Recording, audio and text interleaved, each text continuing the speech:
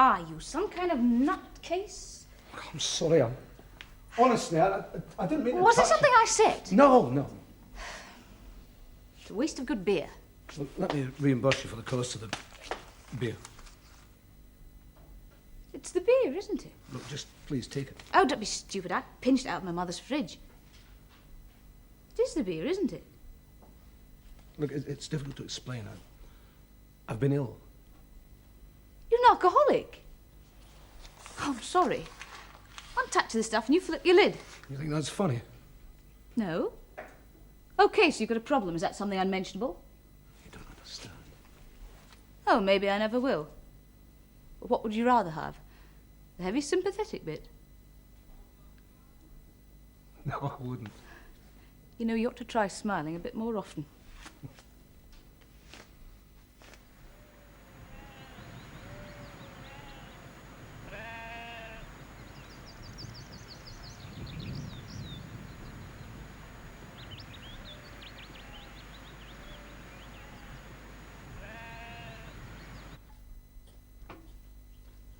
You have a son, Dougal.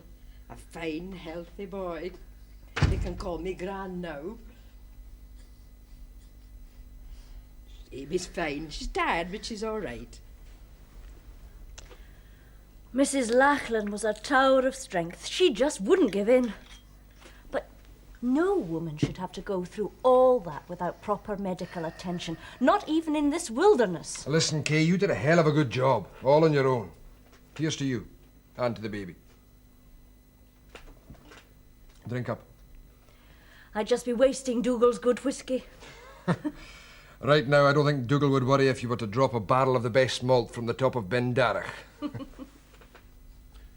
He's the bonniest wee thing I've ever seen, Amy. I'm glad it's a boy. Aye. Oh, but you fair gave us all a surprise, Amy. I thought Donald would be a nice name for him. Donald. My father's name. And a good name, too. I'm glad it's a boy, too. I'll have an ally now when you two gang up on me.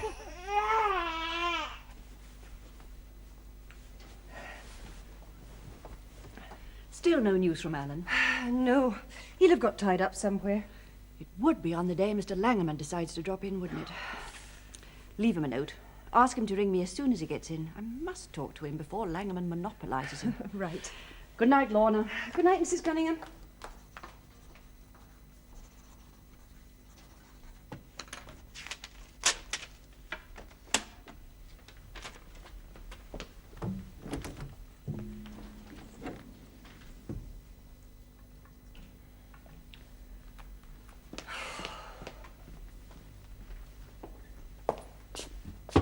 Excuse me, is Mr. McIntyre in?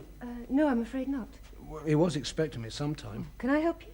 Well, could you give him a message? Yes. Would you tell him that Ken Calder's seen over the garage? And if the lease for the place is still free, I'll take it. The garage? That's right. Oh, you've come in answer to the advert? Yeah. Where can he contact you? Well, there, I thought I might keep up there for the night if it's all right. But the place is a mess. No, don't worry. I'll manage. Thanks.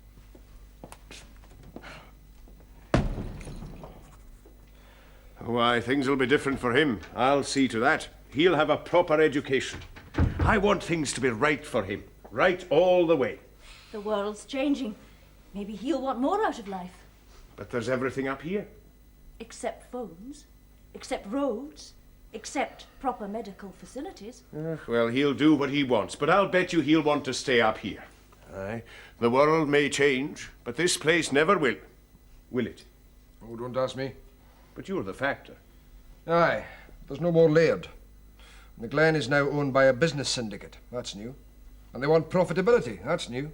And I'm new. Oh, you're all right, Mr. McIntyre. You'll make a good factor. Even my mother says that. But come on now. All this serious talk about the future. I've got the future through there. I've got a brand new son. Come on, we'll have a toast to wee Donald. The father of wee Donald could get himself a clout round the ears if he doesn't keep his voice down. There are two of them in there trying to sleep. Of course. Chairman of the board. I was on my way to see him. I forgot all about it. Oh, I'd better get down there. Oh, you'll have another dram first. No, that track's treacherous enough in the dark. Kate, do you want a lift down to Glendarach? I'll get somebody up for your car in the morning. No. I think I'd better stay here. Maybe you could ring through to Sister Patna in Ochtarn, tell her where I am, and ask her if she'll take my calls until the morning. Ah, surely I'll do that. Your coat, Mr. McIntyre. It'll be chilly out there now. Thanks, Mrs. Lachlan. Well, congratulations, Dougal. You're a fine wee lad. Thank you.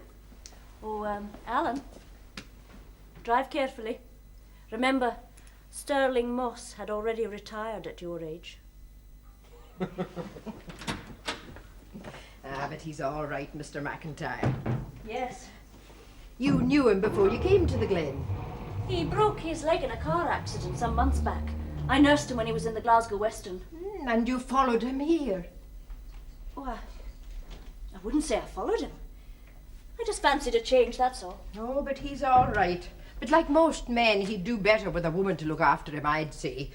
Is he married? I've never asked him, Mrs. Lachlan. I better go and see how Amy is.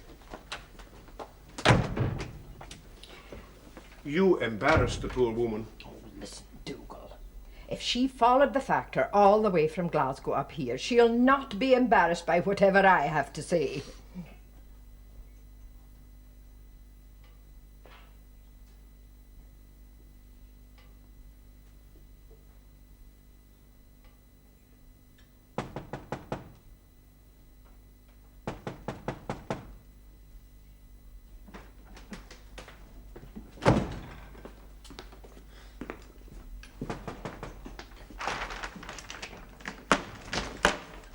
Hey, I thought I was seeing you at Alistair's. Do you remember you went to a pop concert? An open-air thing. It was down in Dumfries. Yes. You took a tent and a camp bed. Have you still got it? But the tent? No, the camp bed. I suppose so, but what do you want it for? Get it, will you? Please. All right, but I want to know what you want it for. Here, has your mother thrown you out at last? No, she has not.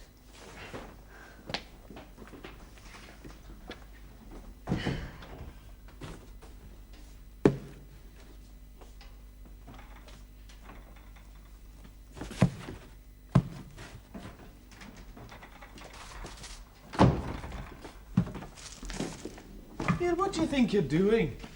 Picking up some groceries. Put them in my mother's account. Fiona! See if the bed still works, will you? Not till you tell me what this is all about.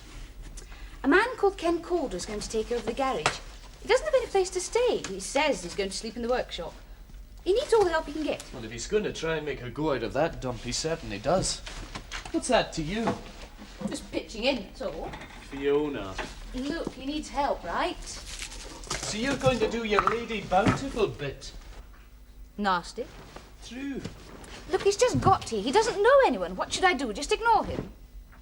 Yeah, that must be the guy who came in here looking for Alan McIntyre. That's right. He got off the bus carrying a battered suitcase. Oh, that's him. He's an alcoholic. Has he spoken to McIntyre? No. But I said if he insists on dossing down there, I don't think anyone will prevent him. Test the bed. Eh? To see if it'll hold your weight, dummy.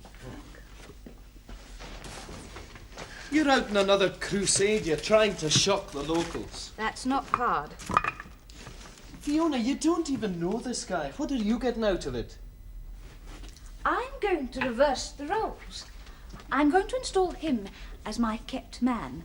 There'll be wild orgies down in the garage every night. Oh, I'll believe that when I see it.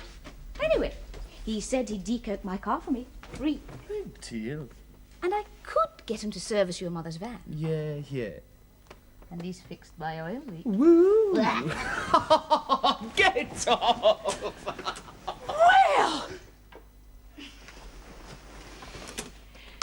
Jimmy Blair, what would your mother say if she heard about this?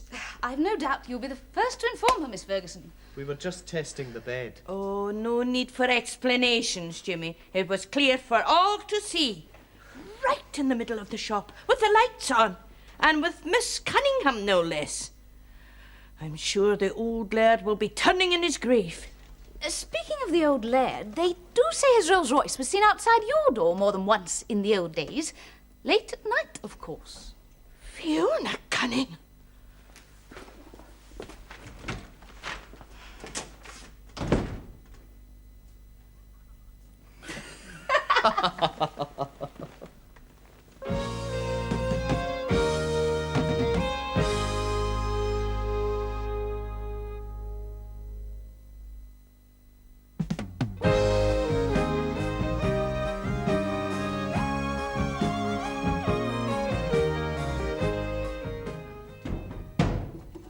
is it? Blair Cunningham Catering Service. This is Jimmy Blair. From the store we met earlier. What do you want? Well, Fiona thought you might need a few things. Look, I don't need any charity. You're not getting it. Look, I could have stayed at the pub. I've got enough money for that. I doubt it. They charge £6 a night now, without breakfast. I've got £6. I brought some grub. Thought we might have a dinner party later. Oh, did you? He's not exactly bounding with enthusiasm, is he? Look, I'm sorry, I'm tired. I've been travelling all day. So you're all set for a nice cosy kip down on the floor? Well, it'll do. I don't know why you bothered. Fix the bed, will you? Look, you don't understand, do you? What? Look, I've got to do everything on my own. It's very important. So do your own thing. Who's stopping you? I just think you might find the camp bed a bit easier on the bones than the floor, that's all. Look, we've brought it now. Well, I didn't ask for it. Ach, let him wallow, Fiona. What is it to us? Look, I just don't want any charity. Look, I'll pay for the food. Sure, later. No, I'll pay for it now. You don't understand. Look, I just don't trust do-gooders, that's all. Fair enough. That'll be £4.98 for the food. We'll rent you the bag and the bed for £1 a week. All right. If you'll excuse me for saying so, Mr. Calder, you're a fool. She's only trying to help, and it's not charity, you see. She cares in her own daft way.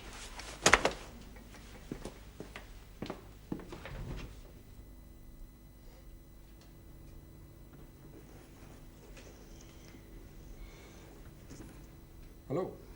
Hello. Did you get the message about Langerman? Yes. Where have you been? I was commandeered by the district nurse to the Lachlan Croft. I forgot all about Mr. Langerman. Oh, Alan. Amy Lachlan had a wee boy. Oh, good. Is everything all right? Aye, not too bad. It was a tough business, though. He's arrived a couple of weeks premature. I tried to ring you on the journey back.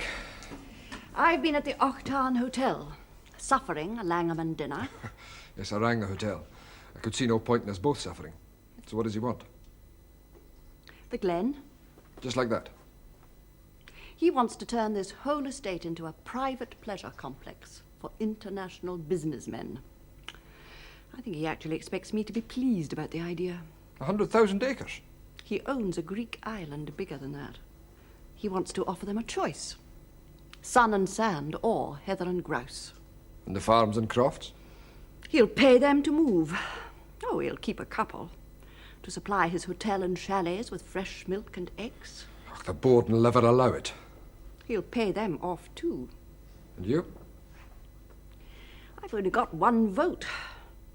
But he's not getting it.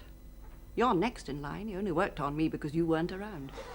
You can't buy up a whole glen. He's chairman and president of more than one multinational, Alan.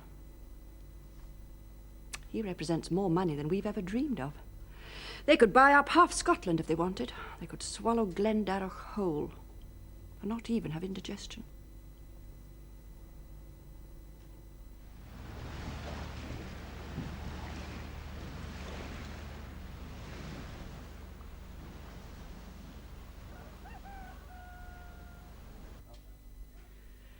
Right in the middle of the shop, Isabel. Right there in the middle of the shop. Mm-hmm. So you said, Maggie. Stark naked for all the world to see. Oh, no, I never said that. Maggie, Jimmy told me all about it as soon as I came in. They were putting up the camp bed for the man down at the garage. Putting it up? They were sprawled all over it. I think I got here just in time. For what, Maggie? What were you hoping to see? Well, she's the old Lair's granddaughter, and we all know what he was like, don't we? Oh, do we, though? Well, all I'm saying is it was a disgraceful way to behave in public. Kittens, Maggie. Puppy dogs. Well, if I were you, I'd put a stop to it. Not that anyone would blame you if Jimmy got into trouble. Now, that's enough, Maggie. I'm only thinking of you, Isabel. Well, don't think about me. And leave my son alone, please. He's fine. Whatever you may think about his father, Jimmy is just fine. Violence runs in the blood, Isabel. I don't care what you say. Brian Blair was not a violent man. You didn't know him, Maggie. And anyway, whatever it was he did, he's still paying for it. And so he should. Oh, go on then, Maggie. Rake it up. God, there's nothing you like better, is there? I'm sorry, Isabel. I shouldn't have said that. Maybe you're right. Maybe I didn't know him. Oh, you didn't, Maggie. You see, that's what I'm always telling you. Not the way I did. I'd better get that bus moving. Ugh, another empty run to Octarn, I shouldn't wonder. The whole place is dying. It'll be the social security for me any day now. Maggie, what? Your sweeties? Sugar's energy? Aye, but it plays merry hell with my teeth.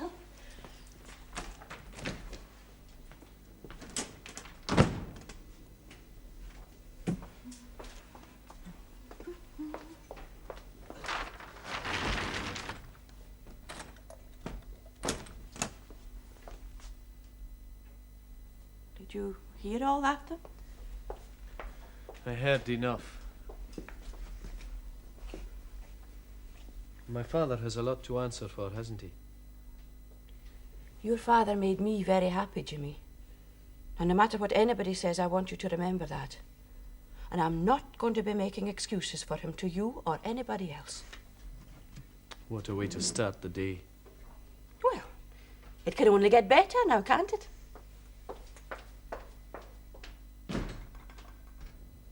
You realise the garage has never been a paying proposition, Mr. Calder. I mean, you can see it's badly sited for a start. Well, people will always come to a good garage, Mr. McIntyre, no matter where it's sited. And you intend to make it a good garage? The best in the area. On your own? On my own. Well, the last proprietor found... Oh, I know. Obviously, he didn't have a feel for the place. It's a mess. You don't look fit enough to take the place on. I see we were working up until 3 months ago. And there's nothing mentioned since then. So what have you been doing in the meantime? I've been ill. Oh? Yes, I spent 3 months in a sanatorium. Suffering from what? I'm an alcoholic. And I'm sitting here talking to you and I can see a bottle of whiskey over there. And it's taken all my strength of will not to run over and empty it. So how do you think you can run a garage? Work helps. The harder the work, the better. But you can offer me no guarantees? No. Well, thank you for your honesty. But I don't get the garage. Oh, on the contrary. You do get it, if you want it. But I think we'll start with a 3-month trial period. How's that? That suits me fine, Mr. McIntyre. Good. Well, I'll get our lawyers to draw up the lease immediately. It'll be ready to sign in a day or two. Well, look, I'll make a go of it. Just you wait and see. I'm doing you no favours, Mr. Calder. The place is dead. But we badly need a good local mechanic. The best of luck. Thank you.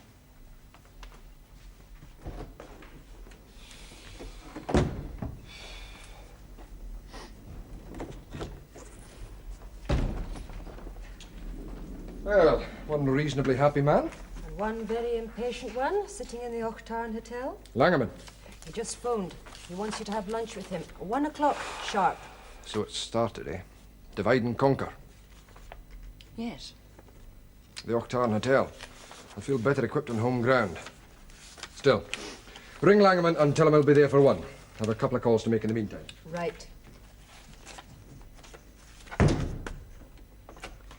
That's the man my money's on. It isn't all just a question of money, is it? His father was your father's factor. Yes, he was. And having lured Alan back to the Glen, I'm going to do everything I can to keep him here. We can't afford to lose him.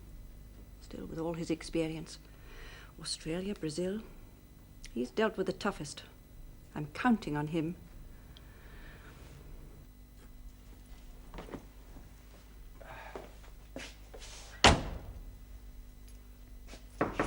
Yeah? I came to collect my car. Is it ready yet? Yes, it is. Look, I'm sorry about last night. I didn't understand. By the way, I got the garage. I knew you would. Well, told them about the drink problem. The factor said he'd give me a 3 months trial period. What do you mean you knew I would? Stands to reason, doesn't it? Nobody else would be stupid enough to take this place over. I bet Alan McIntyre saw you as a godsend. Well, thank you very much. Nah, I'm only kidding. You know, our factor is a very fair man. And he's got an eye for profit. Perhaps he summed you up and reckoned you can make this place pay. Why make it pay? Well, you are going to have your work cut out for you. You find it hard enough to make the rent for this place in the first few months, let alone any profit. I'll manage. I've got plans. I think the first thing you should do is try to win over Maggie Ferguson. Maggie Ferguson? You know, she runs the local bus Oh, service. yes. I know she gets her petrol from Octarn, but she does all her own servicing. Talk her into bringing her business your way. That old banger of her needs a right good overhaul. Well, I'll do it for her, and I'll give her a good discount. A very big one. She's as tight as old Scrooge. Then get the business from the tenant farmers, you know, cars and tractors. Oh, you'll need a diesel pump. No, I've thought about that. But first thing is, for you to move my car outside, then get your jacket off and help me clean this lot up. Yes, ma'am.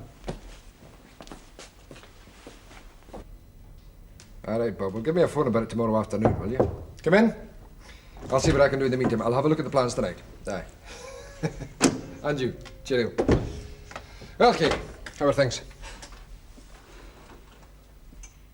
Amy Lachlan had a massive hemorrhage just after you left.